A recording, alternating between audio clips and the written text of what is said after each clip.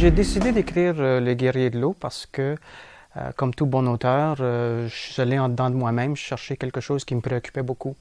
Et évidemment, la question d'eau, c'est une préoccupation mondiale.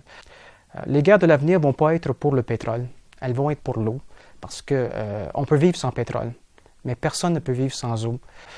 Alors, deux villes vont se battre, deux villes, Dallas et Houston, pour cette ressource-là. Houston a encore un peu d'eau, Dallas n'en a plus. Alors, c'est le conflit entre ces deux villes pour cette ressource précieuse-là qu'elles ne veulent pas partager.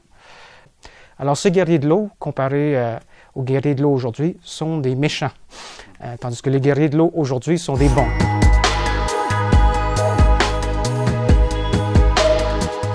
Moi, j'habite au bord d'un des grands lacs, le lac Huron, la baie Georgienne qui fait partie du lac Huron.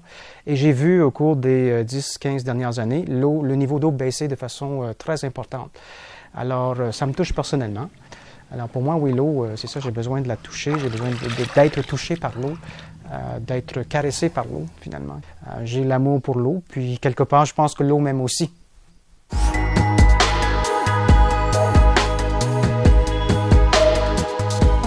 En plus de ce fait que c'est une guerre civile qui affecte beaucoup les civils, il y a aussi la tendance qu'on observe aujourd'hui dans beaucoup de pays africains, le recrutement et l'utilisation d'enfants soldats, de très jeunes personnes pour faire la guerre. Et ça, c'est quelque chose de vraiment affreux. Il y a le personnage de Lucie, par exemple, qui est une jeune fille qui se fait enrôler dans les forces armées de Houston pour combattre pour sa ville.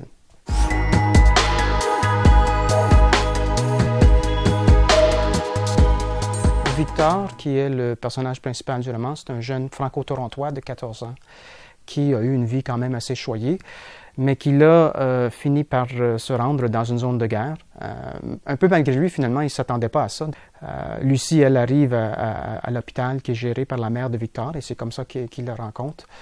Mais cette fille est vraiment une fille très déterminée, très extraordinaire, et puis Victor va tomber en admiration pour cette fille-là surtout.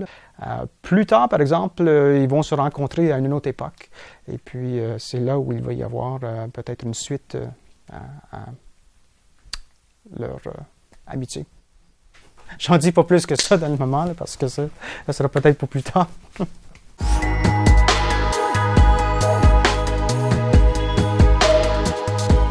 Alors, les médecins de guerre sont très particuliers parce qu'ils ne sont pas comme des médecins habituels.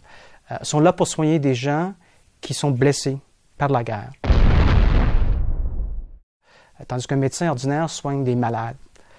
Et ce qui est très difficile pour un médecin de guerre, et je le montre dans le roman, c'est quand on arrive devant un groupe de blessés, et puis il faut faire des choix.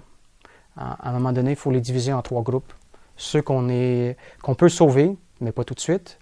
Ceux qu'on doit sauver tout de suite, et ceux qu'on ne peut pas sauver du tout. C'est épouvantable d'avoir besoin de faire ce choix.